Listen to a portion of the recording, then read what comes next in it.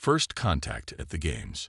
The Great Hall of the Universal Championship sparkled like a sea of stars, its crystalline walls reflecting the bioluminescent forms of 1,000 different species.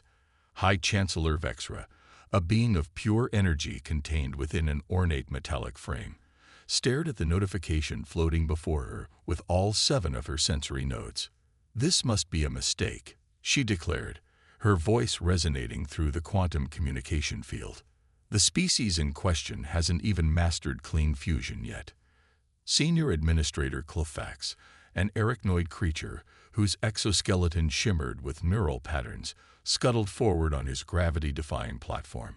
"There is no mistake, Chancellor. The humans achieved the qualifying criteria through their development of quantum tunneling technology. The fact that they discovered it while attempting to create something called a better coffee maker is irrelevant." The assembled council of competitive species erupted in a cacophony of protests. Light beings flickered in agitation, crystalline entities vibrated at frequencies of distress, and several hive minds temporarily desynchronized in shock.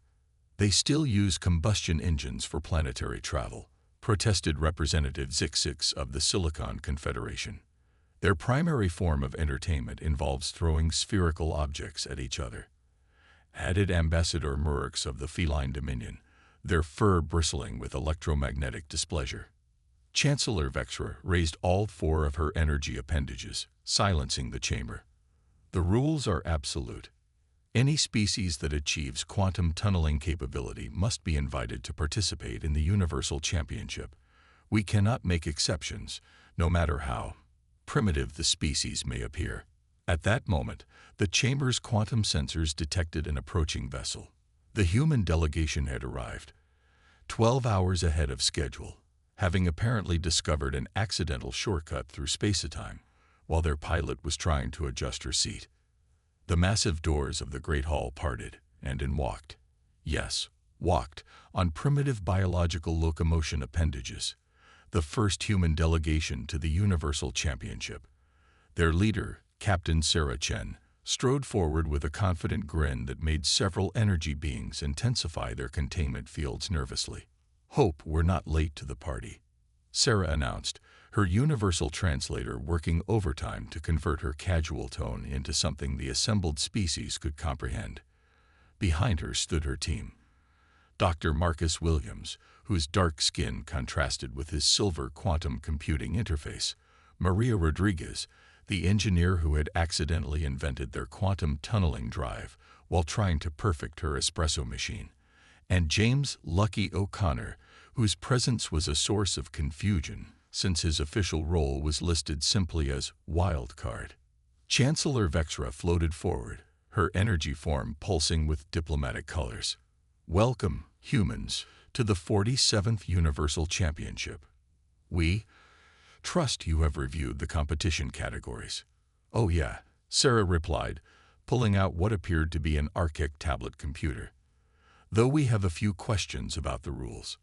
For instance, in the Quantum Synchronicity Challenge, there's nothing specifically prohibiting the use of what we call interpretive dance, right?" A wave of concerned murmurs swept through the assembled aliens. The Quantum Synchronicity Challenge was a sacred tradition involving the harmonious alignment of quantum states through pure thought. The idea of adding physical movement was unprecedented. And for the Psychic Resonance Tournament, Dr. Williams added, adjusting his neural interface, the regulations only specify mental projection. They don't explicitly ban the use of what humans call dad jokes as a form of psychic warfare. Several telepathic species recoiled in horror at the mere concept. Maria stepped forward, her eyes gleaming with the same enthusiasm that had led to the coffee maker incident. "Plus, we noticed that while the Zero-G Engineering Challenge requires creating stable molecular structures in vacuum, nowhere does it say we can't use these." She held up a bag of what appeared to be children's building blocks. "Those are Legos?" Clofax asked, his neural patterns displaying confusion. "The most precise interlocking brick system in human history," Maria confirmed with a grin, "and totally within regulation parameters." Lucky O'Connor, who had been quiet until now, finally spoke up. "We also brought snacks. Anyone interested in something called extra spicy nuclear hot wings?" The council chamber erupted into chaos. Chancellor Vexra's energy form flickered wildly as she attempted to maintain order. The humans stood in the midst of it all, looking far too pleased with themselves. "This is unprecedented," Clofax whispered to the Chancellor. "They're not just participating. They're interpreting our ancient traditions in ways we never imagined." "No," Vexra corrected, watching as Sarah Chen began explaining the concept of freestyle to a group of quantum harmonics masters. "They're not just interpreting. They're about to change everything."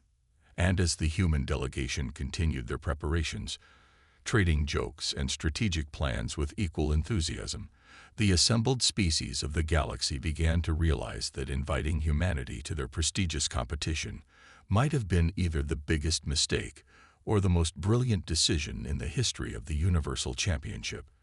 Only time would tell which, and time, as the humans had already demonstrated, was something they had a peculiar talent for bending to their will. The underdog's rise. The first day of competition dawned across all 7 dimensions of the Universal Championship arena.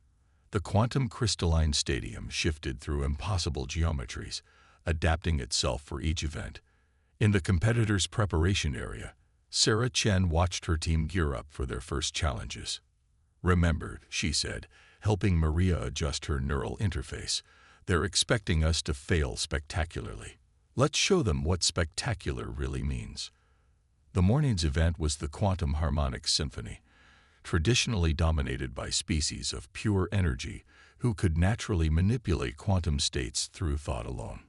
Dr. Marcus Williams stepped into the resonance chamber, wearing what looked like a modified VR headset and carrying what appeared to be an ancient Earth instrument.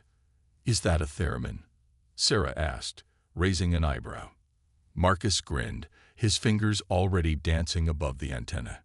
"Combined with quantum sensors and my neural interface, if they want harmony across quantum states, let's give them something to remember." The energy beings in the audience rippled with dismissive amusement as Marcus took his position. The defending champion, a luminous entity named Zorax, pulsed with confidence. "Your primitive tools cannot possibly match our natural abilities," they transmitted. Marcus simply smiled and began to play. The theremin's ethereal tones filled the chamber, but this was unlike any music ever heard before. Through his neural interface, Marcus wasn't just playing in one quantum state. He was reaching across multiple dimensions, using the theremin's electromagnetic field as a bridge. The haunting melody split and reformed, creating harmonies that existed in superposition. In the audience, crystalline beings began to resonate in sympathy. A group of silicon-based life forms started swaying in time to rhythms that existed in 4 dimensions simultaneously. Even Zorax's confident glow dimmed slightly. "Impossible," whispered Chancellor Vexra to Clofax. "He's achieving quantum harmony through music, through science, art, and what they call winging it," Clofax replied, his neural patterns displaying a mix of horror and fascination. Meanwhile, in the Zero-G Engineering Challenge, Maria Rodriguez faced off against the most precise builders in the galaxy. The task was to construct a stable molecular structure in vacuum that could withstand quantum fluctuations. Her competitors wielded atomic manipulators and quantum stabilizers. Maria pulled out her bag of Legos. "This is not a game," warned the mechanoid judge, its optical sensors focusing on the colorful blocks. "No," Maria agreed, launching her first pieces into the zero-gravity chamber. "It's engineering." What followed defied explanation. Maria had modified each Lego brick with a quantum-entangled core, allowing them to connect not just physically but across quantum states. As her competitors laboriously assembled their structures atom by atom, she built what appeared to be a castle that existed in multiple dimensions simultaneously. "The structural integrity readings are perfect," the judge announced, mechanical voice containing a note of disbelief. "The quantum fluctuation resistance is beyond our measuring capacity." "Danish engineering," Maria said with a wink. They'd been preparing us for this moment since 1932. But it was Lucky O'Connor who truly demonstrated why humanity had earned its place. The probability navigation course was considered unbeatable, a maze that existed in quantum superposition, where each choice split reality into multiple paths. The previous record for completion was 3 days. Lucky cracked his knuckles and stepped up to the starting line. Time to trust my gut. Your species lacks the computational capacity to calculate the quantum probabilities, warned his nearest competitor, a cybernetic entity from the Sigma cluster. Who said anything about calculating? Lucky replied, and dove in. What followed would be debated in scientific circles for centuries. Instead of analyzing each quantum branch, Lucky simply went with his instincts. He moved through the maze like a dancer, making choices that seemed random, but somehow always led to the correct path. The cybernetic beings in the audience nearly shorted out trying to understand his decision-making process. He's not computing the probabilities at all, gasped a quantum physicist from the Centauri Collective. He's feeling them. Lucky emerged from the other end of the maze in 17 minutes, shattering the record. When asked about his technique, he shrugged. You know how sometimes you just know which way to go. Like that, but quantum. By the end of the first day, the human team hadn't won every event. Far from it. But they had placed surprisingly well in several categories that should have been impossible for them. And more importantly, they had done it in ways that no one had ever considered before. In the competitors' lounge that evening, Sarah watched her team celebrate their successes and plan for tomorrow's events. Marcus was teaching a group of energy beings about jazz improvisation. Maria was deep in discussion with some silicon-based engineers about the quantum properties of interlocking systems. Lucky was somehow winning at multi-dimensional poker despite not understanding the rules. Your species, Chancellor Vexor said, materializing beside Sarah, is not what we expected. Sarah smiled, watching as Marcus convinced 2 energy beings to try a quantum harmonic version of a jazz trio. We get that a lot. The thing about humans is, we don't just think outside the box. Sometimes we forget there was a box in the first place. This will change everything, Vexra observed, her energy form flickering with uncertainty. That's kind of what we do, Sarah replied. Just wait until tomorrow. Maria's been working on something she calls quantum origami for the Spatial Manipulation Challenge. As if on cue, a cheer erupted from the multi-dimensional poker table, where Lucky had somehow won again. Royal flush across 5 dimensions, he announced proudly, despite the fact that the game didn't actually include cards. The Universal Championship would never be the same. And somehow, that was exactly what everyone needed. Breaking the rules by following them. The championship's rules committee, a collection of the galaxy's most pedantic minds, had gathered for an emergency session. Before them floated dozens of holographic rulebooks, their contents being scrutinized with unprecedented intensity. At the center of the debate stood Sarah Chen, calmly sipping from a steaming cup of Maria's quantum-enhanced coffee. Explain again, demanded head adjudicator Xylith, their crystalline form vibrating with frustration, how this interpretive dance qualifies as a valid technique in the psychic resonance tournament.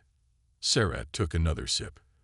The rules state that competitors must project their thoughts and emotions to create harmonic resonance with the judges. Nowhere does it specify that this projection must be purely mental. Behind her, Dr. Marcus Williams was teaching a group of humans and surprisingly interested aliens a series of coordinated movements. The Macarena, he explained, is basically a psychic resonance pattern expressed through physical form. The Rules Committee collectively shuddered as they watched the practice session.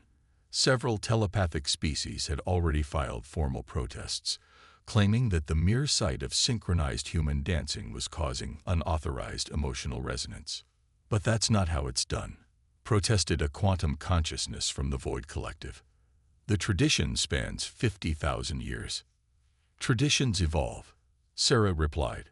Speaking of which, has the committee reached a decision about Maria's entry in the Molecular Gastronomy Challenge.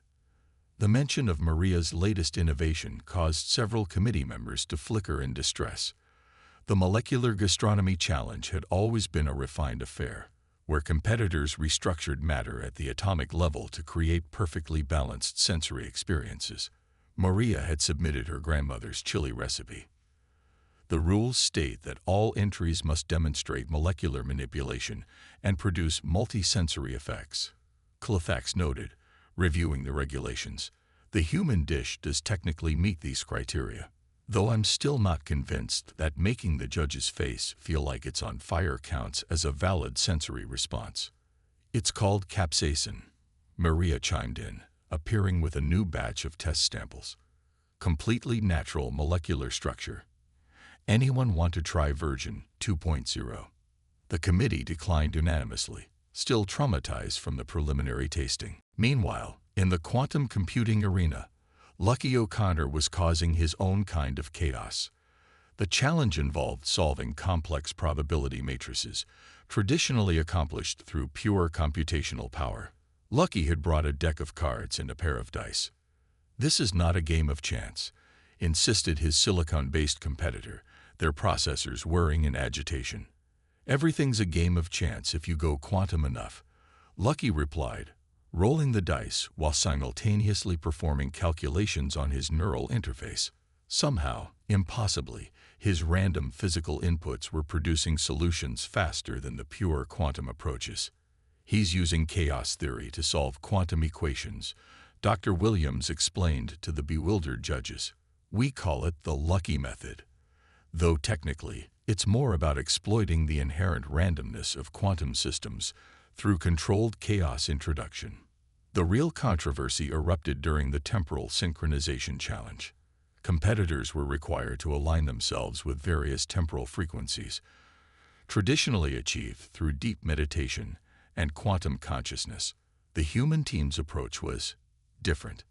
"Is that music?" Chancellor Vexra asked, watching as Sarah set up what appeared to be primitive audio equipment. "Time is basically rhythm on a cosmic scale," Sarah explained, hewing up her playlist. "And nobody understands rhythm like humans." What followed was unprecedented in the history of the championship. The human team, along with a growing number of alien converts, began moving to the beat of Earth music spanning centuries and genres. Classical orchestral pieces provided the base temporal alignment, while jazz improvisation allowed for quantum temporal variations, and when they introduced something called funk, several time-sensitive species reported experiencing temporal harmonies they didn't know were possible. "This is ridiculous," declared a member of the Silicon Confederation.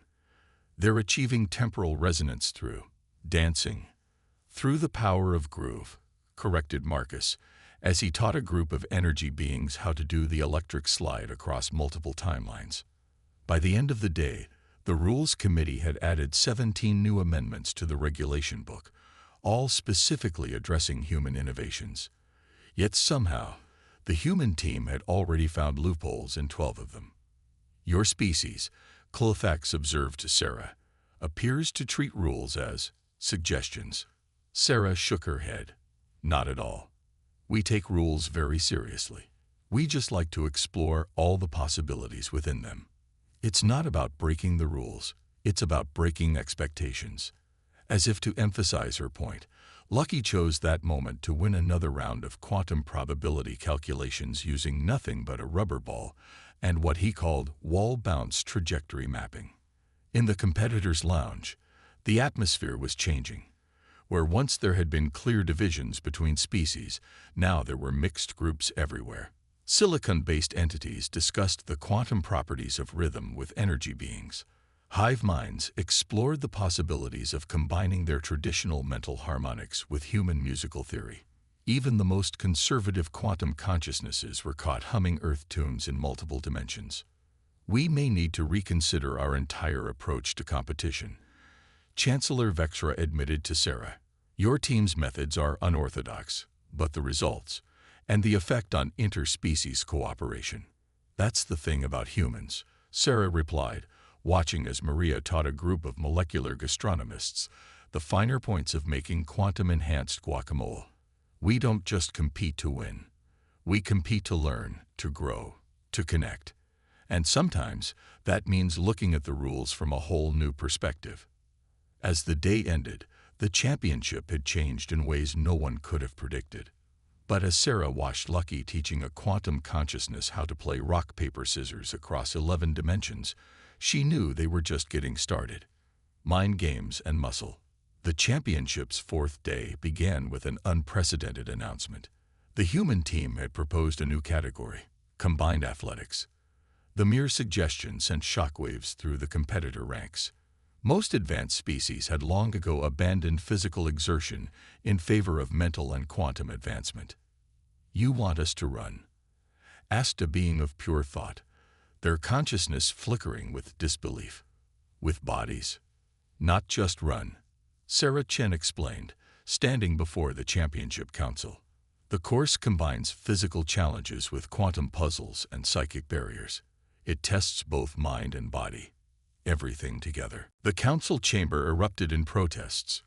"Our species evolved beyond physical forms millennia ago," declared a quantum consciousness.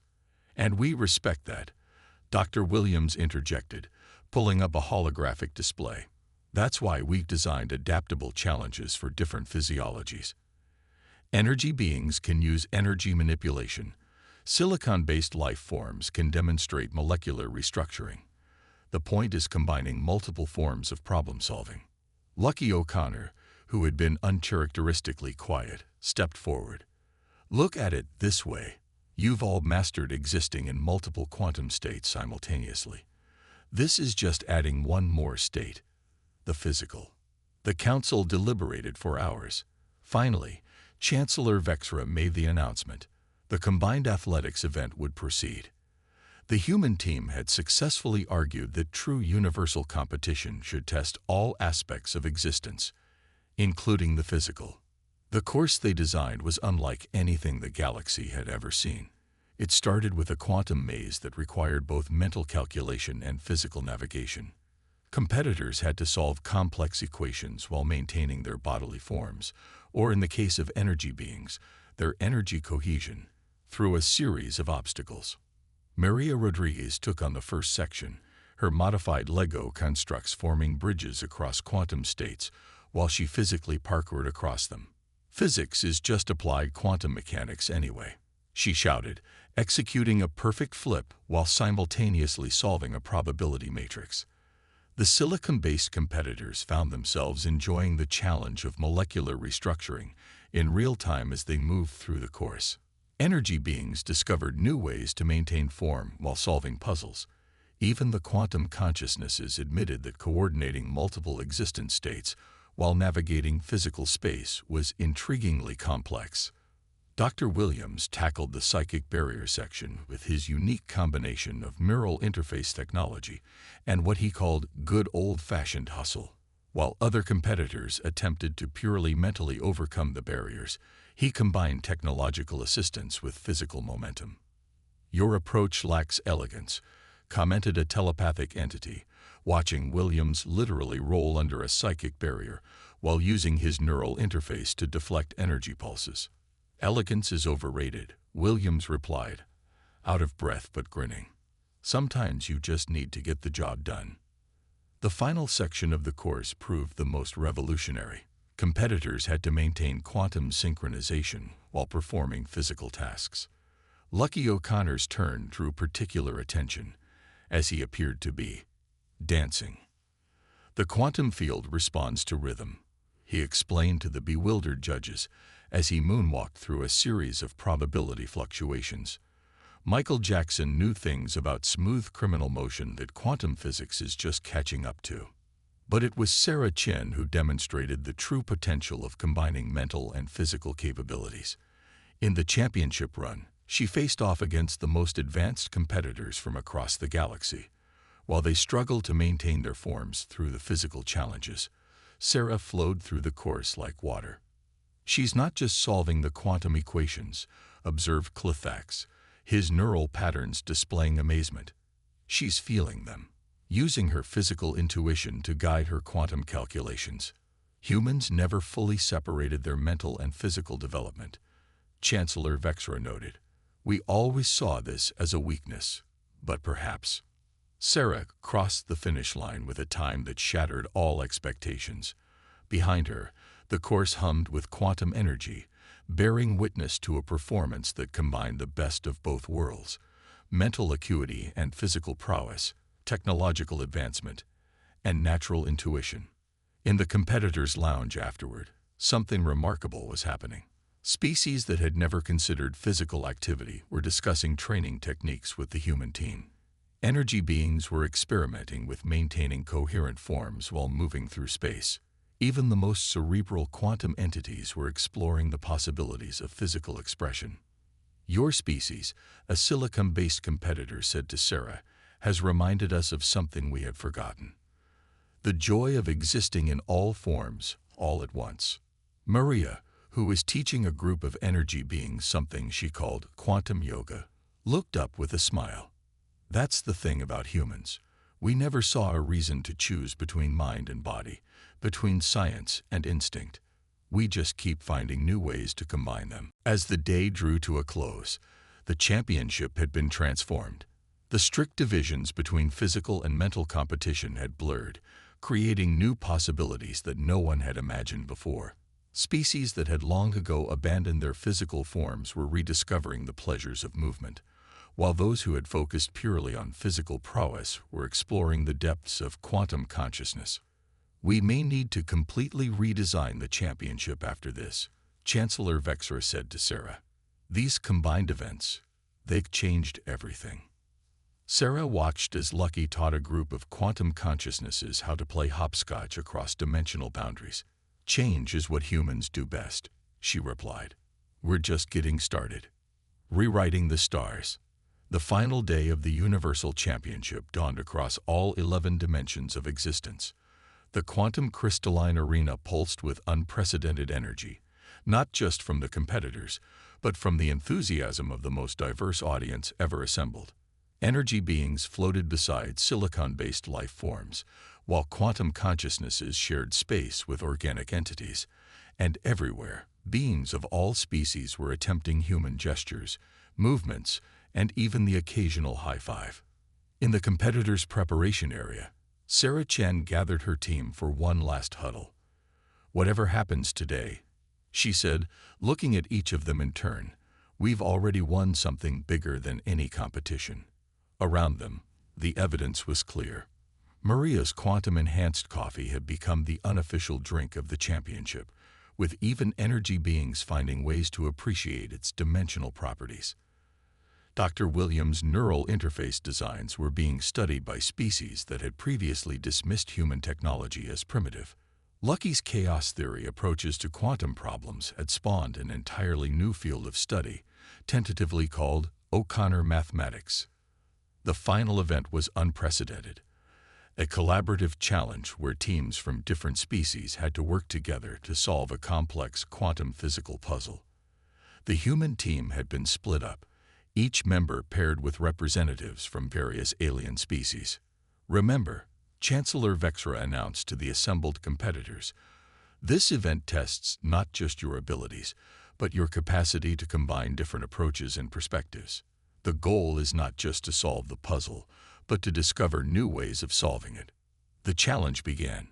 In one section, Maria worked with a group of silicon-based engineers, combining their molecular manipulation abilities with her practical engineering approach. Her Lego quantum constructors merged with their atomic restructuring techniques, creating hybrid solutions that defied traditional physics. "It's like cooking," Maria explained to her fascinated teammates. "Sometimes you have to improvise with the ingredients you have." Dr. Williams found himself partnered with a collective of energy beings, their natural quantum harmonics blending with his neural interface technology. Together, they discovered that human music theory could be applied to energy wave manipulation, creating new forms of quantum resonance. "Jazz isn't just music," he told them as they synchronized their frequencies. "It's a way of thinking, of finding harmony in improvisation." Lucky's group, which included several quantum consciousnesses, was tackling probability calculations in ways that made traditional mathematicians question their sanity. His inherent understanding of chaos merged with their precise computational abilities, producing solutions that were simultaneously random and perfectly calculated. Sometimes, Lucky said, rolling his quantum-enhanced dice while his partners calculated infinite probabilities, you have to trust that the universe knows what it's doing. But it was Sarah who demonstrated the true potential of human adaptability. Working with a diverse team that included beings from across the spectrum of existence, she helped forge connections between different approaches and philosophies. Physical prowess merged with quantum mechanics, instinct complemented calculation, and tradition found new life through innovation. Humans don't just think outside the box, she explained to her team as they worked. We question why there needs to be a box at all. As the final challenge reached its climax, something extraordinary happened. The solutions being developed weren't just solving the puzzle, they were transforming it. Each team found unique approaches that built upon and enhanced each other's work. The entire arena hummed with the energy of discovery and collaboration. When the dust settled, there was no clear winner, because every team had succeeded in ways the judges hadn't thought possible. The puzzle hadn't just been solved, it had been reimagined, expanded, and evolved into something entirely new. In the aftermath, Chancellor Vexra called an emergency session of the Championship Council. The human team stood before them, expecting perhaps criticism or controversy. Instead, they received an unprecedented proposal. The Universal Championship, Vexra announced, her energy form glowing with formal dignity, has existed for 50,000 years as a competition between species. Today, we propose its evolution into something more, a celebration of what different species can achieve together. The Council revealed their plan. Future championships would focus not just on individual achievement, but on collaborative events that encouraged species to combine their unique abilities and perspectives. The human approach to problem-solving would be studied and incorporated into traditional techniques, creating new hybrid forms of competition. Your species, Cloufax told Sarah afterward, his neural patterns displaying genuine admiration, has shown us that true advancement comes not from surpassing our physical forms or achieving perfect quantum states, but from finding ways to unite all aspects of existence. As the human team prepared to return home, they left behind more than just broken records and new competition categories. Throughout the galaxy, energy beings were learning to dance, silicon-based life forms were experimenting with physical sports, and quantum consciousnesses were discovering the joy of unpredictability. Will you return for the next championship? Chancellor Vexra asked Sarah as they said their goodbyes. Sarah looked around at the transformed arena, where beings of all species were already practicing new hybrid forms of competition and collaboration. Wouldn't miss it for the world, she replied. After all, we've only scratched the surface of what's possible. As their ship prepared for quantum departure, Lucky dealt one last hand of cards to a group of multi-dimensional beings. The universe, he said with his characteristic grin, is like a poker game. The rules matter, but it's how you play them that makes it interesting. Maria's quantum coffee maker hummed in the background, now modified with suggestions from 12 different species. Dr. Williams' neural interface had evolved to incorporate energy harmonics and quantum resonance patterns, and Sarah watched it all with a smile, knowing that this was just the beginning. The Universal Championship would never be the same, and that was exactly what the universe needed. Humanity hadn't just joined the galactic community, they had helped it evolve, reminding ancient species that progress comes not from abandoning what you are, but from finding new ways to be everything you can be. As their ship disappeared into quantum space, using a trajectory that Lucky swore was just a hunch, the assembled species of the galaxy realized that the future would be neither purely physical nor purely quantum, neither totally structured nor completely chaotic.